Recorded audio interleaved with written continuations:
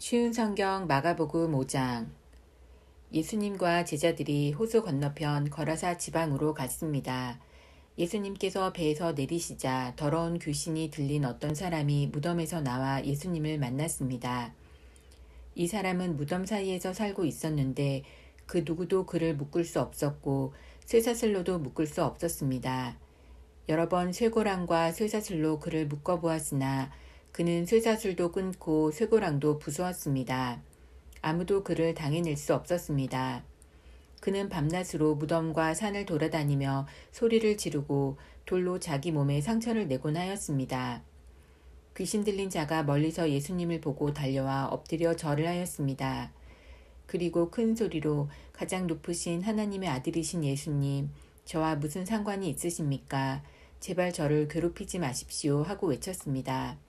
그것은 예수님께서 더러운 귀신아 그 사람에게서 나오너라 하고 그에게 말씀하셨기 때문이었습니다. 예수님께서 그에게 물으셨습니다.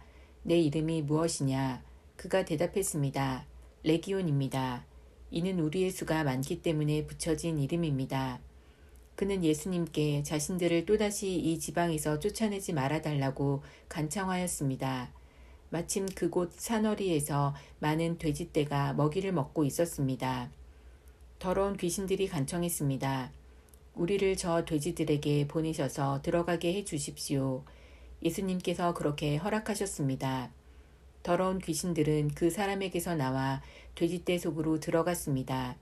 그러자 거의 2,000마리나 되는 돼지떼가 호수 쪽으로 산비탈을 내리달아 빠져 죽었습니다. 돼지를 치던 사람들이 달아나서 읍내와 촌에 있는 사람들에게 이 사실을 알렸습니다. 그래서 사람들이 무슨 일이 일어났는지 보려고 왔습니다. 그들은 예수님께 와서 귀신이 들렸던 사람, 곧 레기온 귀신이 들렸던 사람이 옷을 입고 제정신으로 돌아와 앉아 있는 모습을 보고 깜짝 놀랐습니다.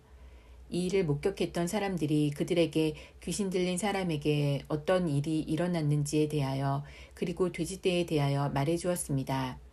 그러자 그들은 예수님께 자기네 지방을 떠나달라고 요구하기 시작했습니다. 예수님께서 배에 앉으시자 귀신 들렸던 사람도 예수님을 따라가게 해달라고 간청하였습니다. 그러나 예수님께서는 허락하지 않으셨습니다. 예수님께서 내 가족 식구들과 친구들에게로 가거라. 그들에게 주님께서 내게 얼마나 큰 일을 해주셨으며 얼마나 큰 자비를 베풀어 주셨는지 이야기하여라 하고 말씀하셨습니다. 그래서 그 사람은 돌아갔습니다.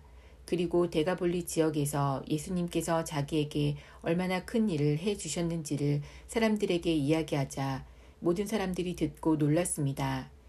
예수님께서 배를 타고 맞은편 쪽으로 다시 건너오셨습니다. 그러자 많은 사람들이 예수님 주위에 몰려들었습니다. 예수님께서 호숫가에 계셨습니다. 야이로라고 이름하는 어떤 회당장이 예수님을 찾아왔습니다. 그는 예수님의 발 앞에 엎드렸습니다. 그리고 예수님께 거듭해서 간청했습니다. 제 어린 딸이 죽어가고 있습니다. 제발 오셔서 그 아이에게 손을 얹어주십시오. 그러면 건강해지고 살아날 것입니다. 그러자 예수님께서 그와 함께 가셨습니다. 많은 사람들이 예수님을 애워싸고 밀며 따라왔습니다. 그 중에는 12년 동안 혈루증을 앓아온 여자가 있었습니다. 그는 여러 의사에게 보이면서 고생을 했습니다. 그러나 가진 돈만 다 써버리고 효과는 없었습니다. 오히려 병이 더 심해져 갈 뿐이었습니다. 그러던 중 예수님에 대한 소문을 듣고 사람들 틈에 끼어 예수님을 따라가다가 예수님의 옷에 손을 대었습니다. 그 여자는 옷에 손을 대기만 하여도 내가 나을 거야 하고 생각했습니다. 그 즉시 피가 흐르는 것이 멈췄습니다. 그녀는 자신의 병이 나은 것을 몸으로 느꼈습니다. 바로 그때 예수님께서 자신에게서 능력이 나가는 것을 느끼셨습니다. 그래서 돌아서서 물으셨습니다. 누가 내 옷을 만졌느냐? 제자들이 말했습니다. 사람들이 애워싸고 밀치고 있는데 누가 손을 대었다고 말씀하십니까? 그러나 예수님께서는 손을 댄 여자를 찾으려고 둘러보셨습니다. 여자는 자기에게 일어난 일을 알고서 두려워 떨었습니다. 여자는 예수님의 발 앞에 엎드려 절하며 모든 사실을 말씀드렸습니다.